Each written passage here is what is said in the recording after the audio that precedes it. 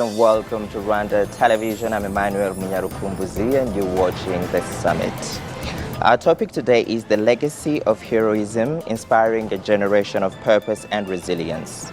And in Rwanda, heroism is more than just a memory, it's a living legacy. And as you all know, we celebrate the Heroes Day every 1st of February every year.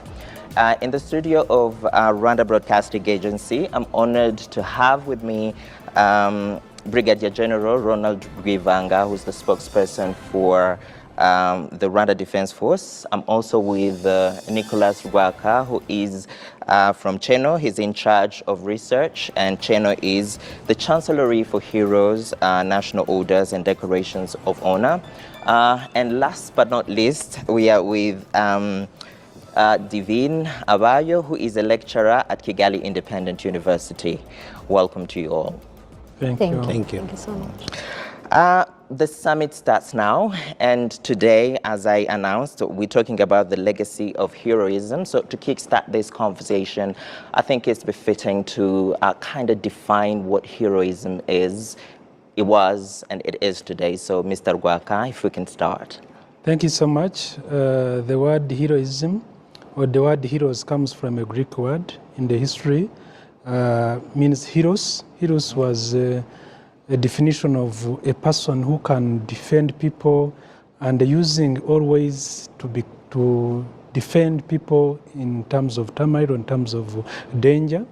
And in Greek society, the word heroes, which became a hero all over the world, refer to the protector or semi-god, small god, who can use extra acts to save people in terms of danger.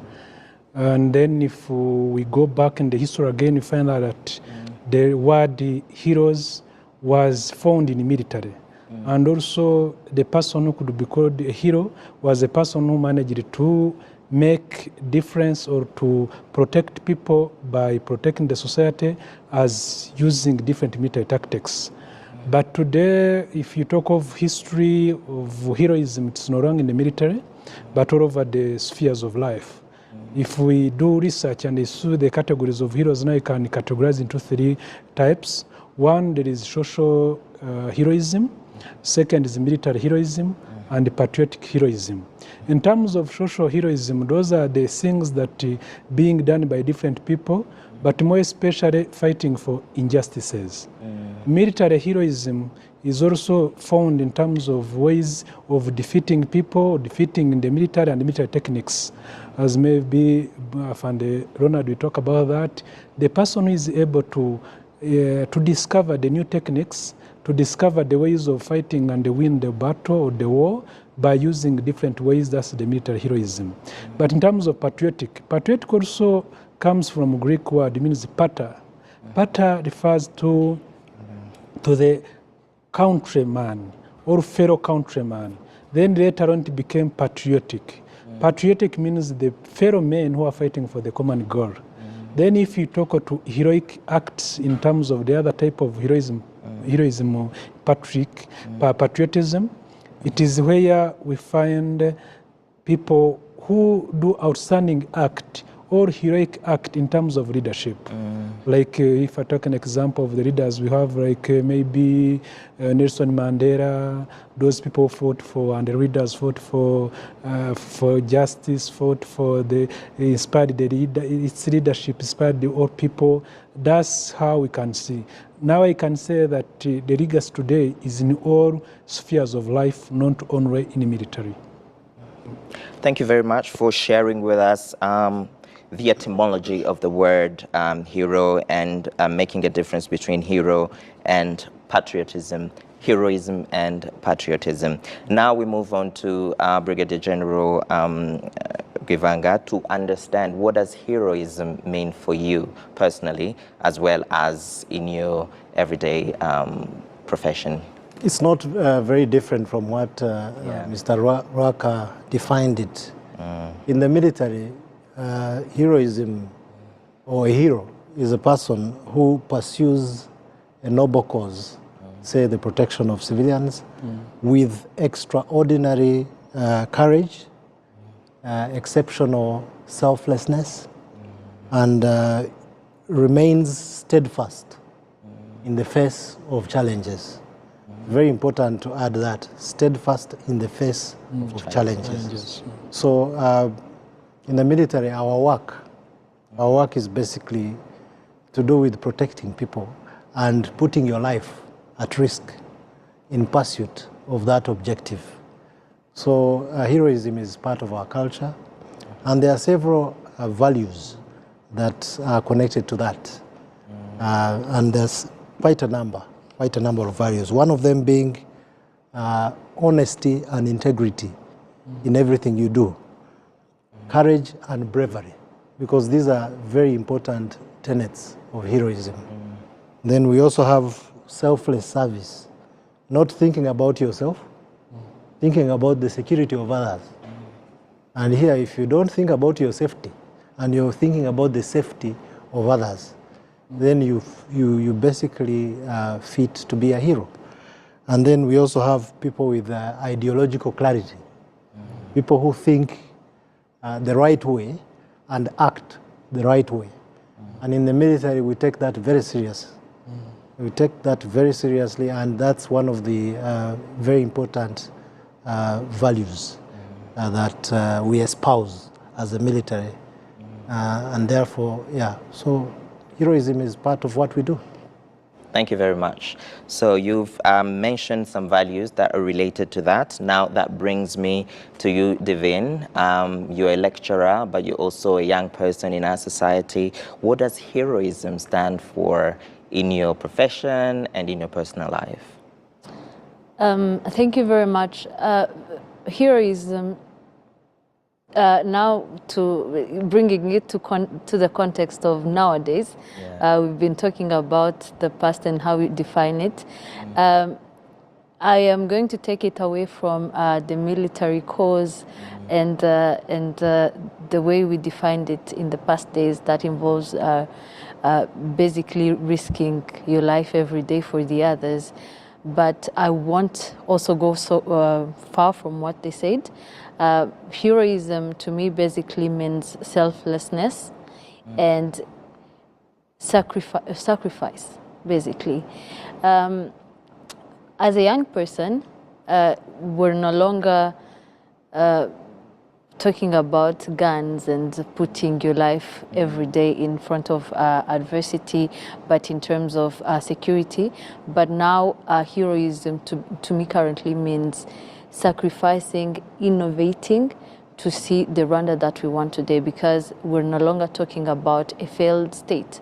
Because going back to what the gentlemen have talked about, we had Rwanda where we had a status of a failed state. It was over for us.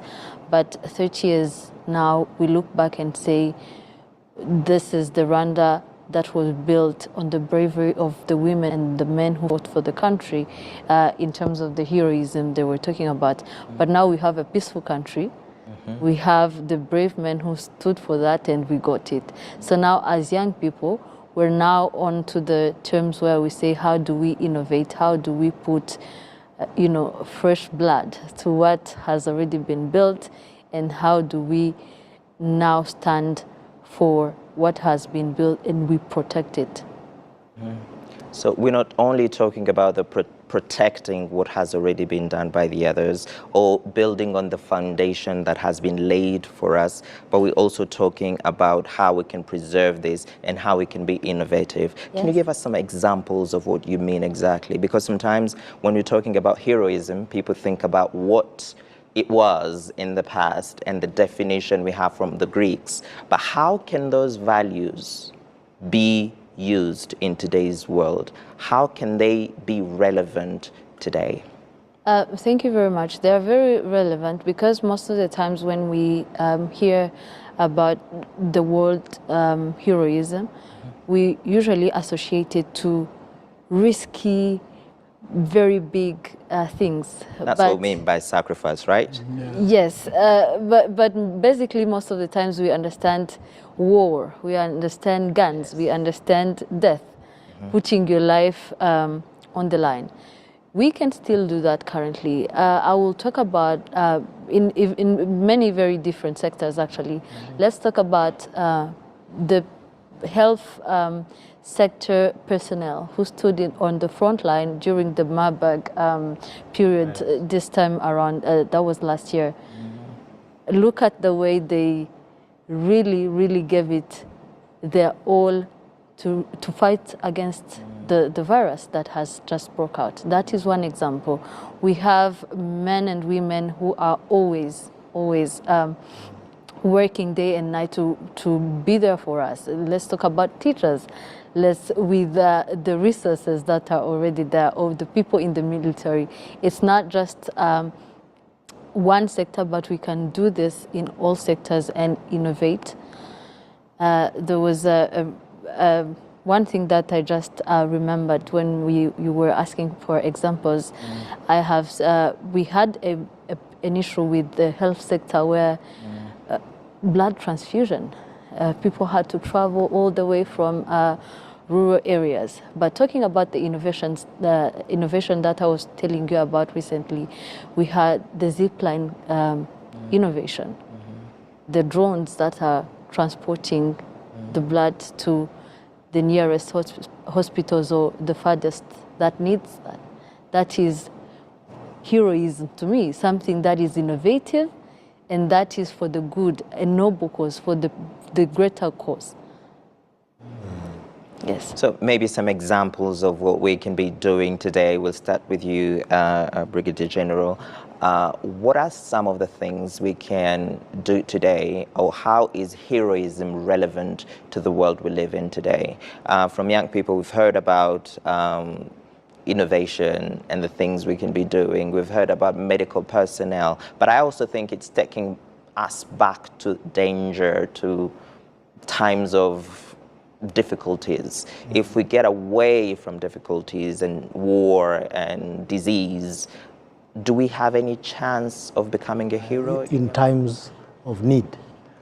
And here we have General Frederick Rwigema and the unknown soldier who represents all those who sacrificed their lives during the liberation struggle. But I was reminded that actually it goes beyond just those who sacrificed their lives, but even those who could have died in pursuit of that objective. Then the second category, just to show you that her point has a lot of relevance. There are people who have exemplary acts, they have had exemplary acts in times of danger. They pursued their goals to the end. I'll give the example of these Inyanje girls, the Inyanje students. Inyanje, yes. Yeah. I think you know the story. Yes, I do. The insurgency. These girls were not in the military. No, they were not. But when they were told to choose between, their lives and identifying who is Tutsi and Hutu, the girl said, no, we are all Rwandese. We are not going to, to tell you who is who here. And some of them lost their lives. Some are still alive, by the way. And they are considered to be heroes. So, like you rightly put it, it doesn't have to be in the military realm. You can also be a hero in other realms. And then I'll give you an example that I raised a couple of weeks ago with the youth in Nyamirambo. Yes. You can actually be a hero. You can be part of these three categories. You can be ingenzi. Ingenzi, we don't have someone yet in that category, but these are people who perform acts of great importance. People who can innovate something new that will save humanity.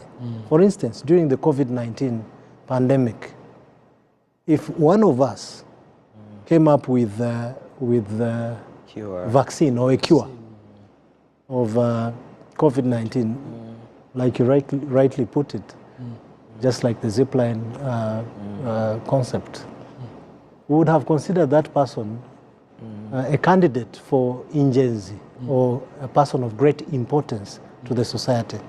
So yeah, so heroes can be made, and heroes are yet to be made. And maybe very briefly, if we come back to you, Mr. Gwaka, if you can remind our viewers briefly about the categories of heroes, and also take us through the process of documenting their deeds and who can be who is said to be a hero, and then share with us today how you think people can actually walk that path. Thank you so much. One of the things that we need to understand well is that heroic act is not determined by age, not determined by professional work you are doing, not determined by levels where you are, but it is determined by mindset change. If you have mindset change in terms of your activities, your outstanding acts in different domains, whether social, political, economic, you can be a hero. Secondly, the process of becoming a hero is not so hard but not so easy, because it takes time to first check on the values, as a founder has been mentioning that. There are some values that which are universal to the extent that whoever sees that value can understand well that you can become a hero. Though we may not say you have a universal hero, but we can have people who has done the same activities guided by some values that we can mention a few, but like a bravery, you can't escape being a bravery. Where you want bravery goes with sacrifice. You can't escape patriotism, because you can't sacrifice yourself or do outstanding act when you want to have your country together with your country, your motherland. You can't escape humanity or humanism. All those factors that we combine them, they are the one that can lead you to become a candidate, to do research on that candidate. Again, if we consider the trend of the world now, and we consider the problem that surrounds us now, the problem that the whole world is facing, it is a real time that people can work. And that's when we can get heroes more than the way we have been. Because the other time it has been the military only. When you don't go on the battlefield, you don't have wars, like we are saying that. But now, every type of outstanding act you can do in terms of knowing the problem that the world is facing, then providing solution to that problem, you can become a hero. So we have a lot of problems here, all over the world, but a person who is able to overcome, to navigate all those issues in terms of providing solution to the problems, that one can be taken as a heroic act. Again, we go to Rwandan context.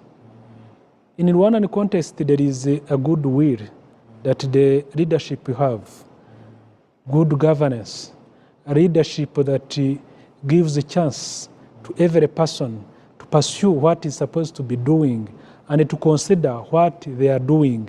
It is a great chance for people to perform what they are supposed to be doing.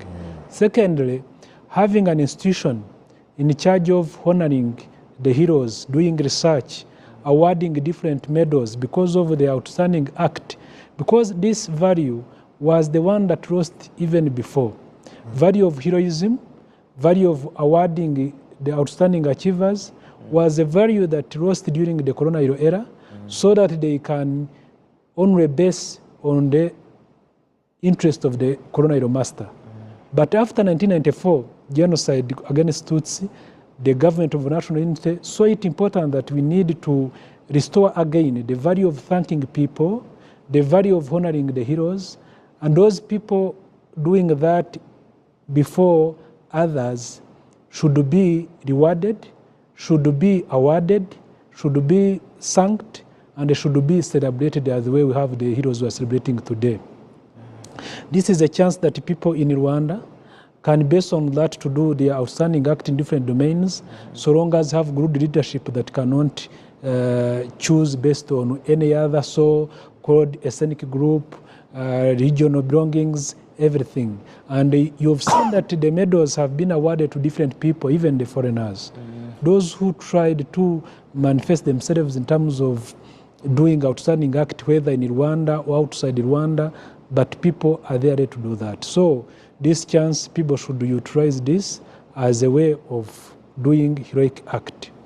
Maybe lastly, on Rwandan context, heroism is part of the value that made Rwanda to become a country as a nation.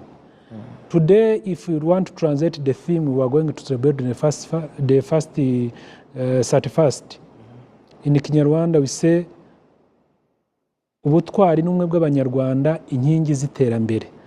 If we try to translate, we can say, heroism and the unity of Rwandans are the pillars of prosperity, which means that the value we have to values of heroism and unity will make Rwanda to prosper. If we respect those two values, it will lead us to development. And if you see in the history where we had unity, it goes with heroism. Where we worked together, nothing can fail.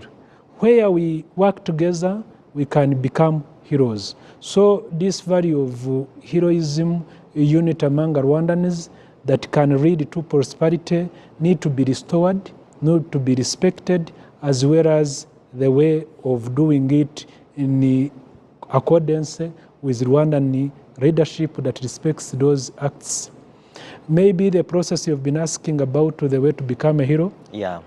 I can tell you that... Because I think for our viewers, they need a picture, they need a roadmap. A roadmap. Where do I start? How do I become a hero? Sometimes when we envision things, when we see things, we can easily achieve them. But if we can't see them, if we are not exposed to them, yes, or do not understand them, it's quite difficult for us to even aspire to become a hero. Let us just talk about the process of choosing national heroes. Yes. The research we are in charge for is not only choosing heroes, but we do research on people, Rwandans and the foreigners, who did outstanding act, and among those people, one can become a hero. If not so, they can be awarded different medals. We have 7 medals awarded by our government. And nowadays, since this year, we have also given another attribution of also abarinzi b'igihango. Then the research shall be carrying out. We will get the results of getting heroes, if not so, getting people who can be awarded different medals, who have 7 medals, or people who did outstanding acts during the genocide as abarinzi b'igihango. The process of doing that is that every Rwandan is allowed and is able to send a candidate to a person who is eligible to be a hero by identifying him or her where he did her or his outstanding act. Then you submit to the Chancellery for Heroes. Then Chancellery for Heroes starts research on that person. It is just easy, you send it by email, there is a form there, but everyone is allowed. Again, an institution can send the candidate. Maybe like in the RBA, they say we have many outstanding achievers, but we think that this one can be a hero. They send the candidate showing what he or she did in terms of heroic act.